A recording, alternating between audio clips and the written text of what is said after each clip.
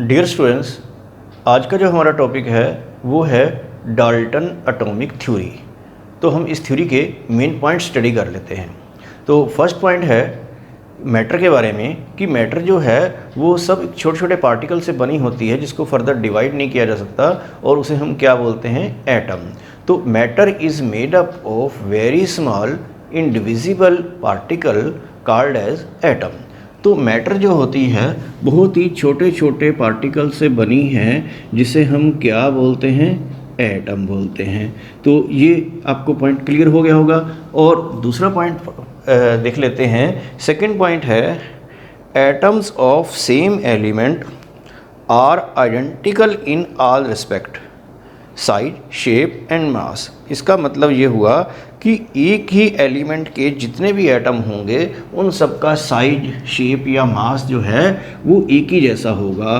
तो मान लीजिए अगर एक एलिमेंट कार्बन है, जैसे ये कार्बन एलिमेंट है, तो इसके जितने भी एटम्स होंगे तो सभी एटम्स एक ही साइज के होंगे, उनकी शेप, उनका मास जो है वो सब एक ही जैसा होगा। ऐसा नहीं होता कि कोई कार्बन बड़ा होता है, कोई कार्बन छोटा होता है। इसी तरह से सभी एलिमेंट्स के एटम जो होते हैं वो एक ही एलिमेंट्स के जितने भी एटम होते हैं वो सब एक ही साइज के, एक ही मास के होते हैं। तो ये था सेकंड पॉइंट। तो थर्ड पॉइंट देख लेते हैं। तो थर्ड पॉइंट है atoms of different element are different in all respect. तो इसका मतलब ये हुआ कि डिफरेंट एलिमेंट्स के जो एटम होते हैं वो डिफरेंट होते हैं। जैसे कि ये कार्बन है, अगर आप हाइड्रोजन के एलिमेंट्स का जो एटम लेते हैं तो उसका साइज, मास इससे क्या होगा, डिफरेंट होगा। इस तरह से अगर आप आयरन का एटम लेते हैं तो वो अलग डिफरेंट साइज का होगा। तो अलग अलग एलिमेंट्स के जो एटम हैं वो सेम साइज के नहीं होते हैं। तो ये था थर्ड पॉइंट। आगे है atoms of different element combine in a simple whole number ratio to form compound atom। Compound atom को बोलते हैं आजकल मॉलिक्यूल। तो इसका मतलब ये हुआ कि डिफरेंट एलिमेंट्स के जो एटम हैं, जैसे हाइड्रोजन एटम है, ऑक्सीजन एटम है, तो वो एक किसी सिंपल रेशो में कंबाइन करके कंपाउंड एटम या मतलब मॉलिक्यूल बनाते हैं। जैसे 2H एटम और एक O मिलकर क्या बनाते हैं, एक वाटर मॉलिक्यूल बनाते हैं। पहले इसको कंपाउंड एटम कहा जाता था, तो अब क्या बोलते हैं, मॉलिक्यूल। तो डिफरेंट एलिमेंट्स के एटम्स मिलकर किसी सिंपल रेशो में, जैसे ये एक सिंपल रेशो है 2 और 1, तो इस तरह से अगर कोई और कंपाउंड आप बनाते हैं, एक मॉलिक्यूल CH4 बनता है तो इसमें एक कार्बन है और 4 हाइड्रोजन है। तो इस तरह से एक ये 1 और 4 की रेशो में कंबाइन कर रहे हैं, तो किसी सिंपल रेशो में एटम्स कंबाइन करके ऐसे मॉलिक्यूल बनाते हैं। तो अगला पॉइंट हम देख रहे हैं an atom can neither be created nor be destroyed. Atom को ना तो क्रिएट किया जा सकता है और ना ही उसको डिस्ट्रॉय किया जा सकता है। ये पॉइंट आपने पढ़ ही रखा होगा। और आगे है अगला point, atom is the smallest unit in terms of which the chemical reaction take place. तो इसका मतलब ये हुआ कि एटम जो है एक स्मॉलेस्ट पार्टिकल है जिसकी टर्म में कोई रिएक्शन होती है। जब कोई केमिकल रिएक्शन होती है तो उसमें एटम ब्रेक नहीं होता है। एटम जो है वो डिस्ट्रक्टिबल नहीं है, मतलब उसको डिस्ट्रॉय नहीं किया जा सकता और उसी की टर्म में रिएक्शन होती है। सबसे स्मॉलेस्ट यूनिट जो होता रहता है वो क्या रहता है, वो एटम ही होता है। तो ये थे डाल्टन्स थ्योरी के कुछ मेन पॉइंट्स। तो आगे स्टडी करते हैं limitations of Dalton atomic theory. तो आपको देखना है कि ये थ्योरी क्या क्या पॉइंट एक्सप्लेन नहीं कर पाई हैं। तो इसमें फर्स्ट पॉइंट है the law of gaseous volume. तो ये थ्योरी गैसियस वॉल्यूम का जो लॉ जो आपने पहले पढ़ लिया था गैलियोसिक वाला, तो वो इस थ्योरी के अकॉर्डिंग वो लॉ एक्सप्लेन नहीं हो पाया है। तो आगे है why atoms of different element have different masses, size etcetera. तो इसमें ये बताया गया है कि डिफरेंट एलिमेंट्स के जो एटम हैं वो डिफरेंट साइज़ के क्यों हैं, ये एक्सप्लेन नहीं हो पाया है। जैसे हाइड्रोजन का एटम छोटे साइज़ का है, आयरन का जो है वो बहुत बड़े साइज़ का है। तो डिफरेंट एलिमेंट्स के एटम जो हैं वो डिफरेंट साइज़, मास वगैरह के क्यों हैं, तो ये बात इस थ्योरी में एक्सप्लेन नहीं हो पाई। और थर्ड पॉइंट देखते हैं कि क्या एक्सप्लेन नहीं हो पाया है, वो है why do atoms combine to form molecule. तो ये भी क्लियर नहीं है कि एटम्स कंबाइन करके मॉलिक्यूल क्यों बनाते हैं। जैसे 2 हाइड्रोजन प्लस एक ऑक्सीजन मिलकर क्या बना देते हैं, H2O का एक मॉलिक्यूल बनाते हैं। तो ये कंबाइन करते ही क्यों हैं, ये इस थ्योरी में एक्सप्लेन नहीं किया गया है। और आगे है what is the nature of binding force between the atoms in A molecule. मतलब कि एक मॉलिक्यूल के अंदर जो एटम जुड़े हुए हैं, तो जैसे ये ऑक्सीजन है, इसके साथ 2 हाइड्रोजन जुड़े हैं, तो इनके बीच में जो फोर्सेस ऑफ अट्रैक्शन है वो किस टाइप का है, ये बात भी क्लियर नहीं है। तो ये थे डाल्टन एटॉमिक थ्योरी के कुछ लिमिटेशंस। तो आगे देखते हैं मॉडर्न एटॉमिक थ्योरी और मॉडिफाइड डाल्टन्स थ्योरी बोलते हैं इसको। तो डाल्टन थ्योरी में जो पॉइंट्स आपने पढ़े थे तो वो ऑलवेज ट्रू नहीं होते हैं, तो आपको समझना है कि क्या होता है। तो फर्स्ट पॉइंट लिखा है एटम्स आर नॉट इंडिविजिबल। तो जैसे उसने बताया था कि एटम ही स्मॉलेस्ट पार्टिकल है, उससे छोटा तो कुछ होता ही नहीं है। तो यहाँ पर आपको बताया जा सकता है कि एटम जो होता है that is made up of electron, proton and neutron. तो एटम के आगे भी क्या होता है, उसके भी आगे छोटे पार्टिकल होते हैं, जैसे कि इलेक्ट्रॉन, प्रोटॉन, न्यूट्रॉन, जो कि उसके अंदर होते हैं। तो वो एटॉमिक स्ट्रक्चर जो है आप नेक्स्ट चैप्टर में पढ़ेंगे। तो आगे है second point atoms of same element may have different atomic masses. तो इसमें आपको बताया गया था कि एक ही एलिमेंट के जितने भी एटम होते हैं सभी एक ही साइज के, एक ही मास के होते हैं, लेकिन कभी कभी ऐसा नहीं होता है। तो जैसे आप हाइड्रोजन का एक आइसोटोप्स जैसे सुने होंगे आपने, एटॉमिक मास 1 भी होता है, 2 भी होता है और 3 भी होता है। इस तरह से क्लोरीन जो है इसको जनरली मास को भी इसी साइड लिखते हैं। जैसे ये आपको याद है कि ये एटॉमिक नंबर है, ये एटॉमिक मास है। तो क्लोरीन 35 वाला भी होता है, 35 मास भी होता है और 37 भी होता है। तो ये आप देख रहे हो कि एटॉमिक मासेस उनके क्या हैं, डिफरेंट हैं।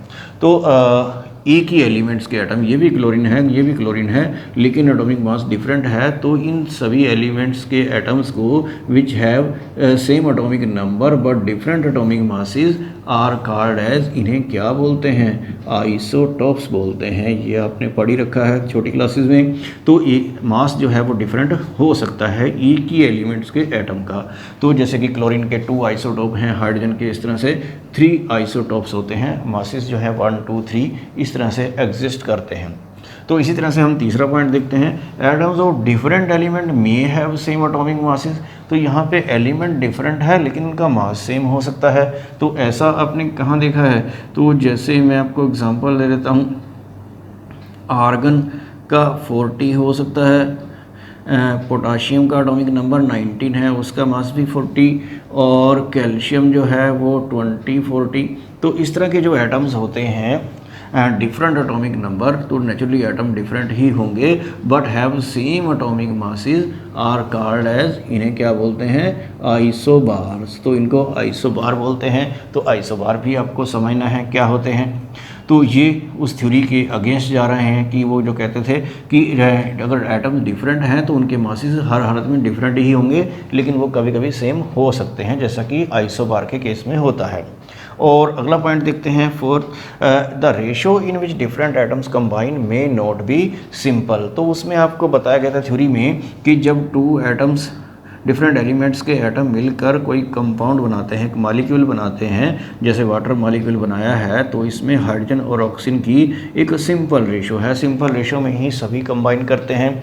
लेकिन क्या होता है कि कई केसेस में ऐसा नहीं होता। जैसे मैं ये वाला एग्जांपल देता हूँ, C12H22O11 केन शुगर, या इसको सुक्रोज बोलते हैं।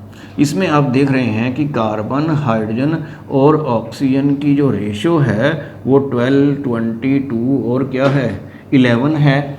तो ये रेशो जो है वो सिंपल नहीं है। तो रेशो कभी कभी सिंपल नहीं भी होती है।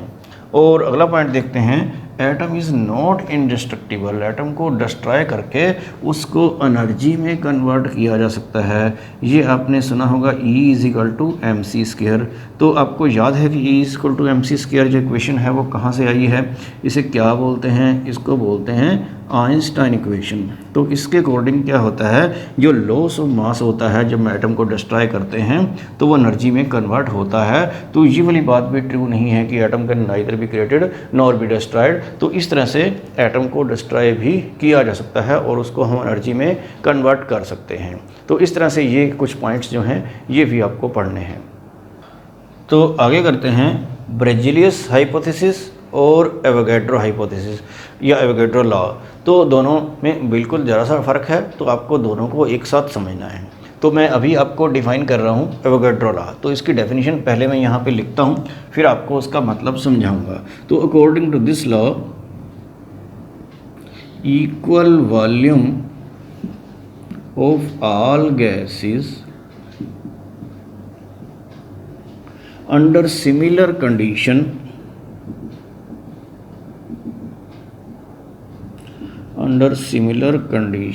of temperature and pressure contains equal number of molecules।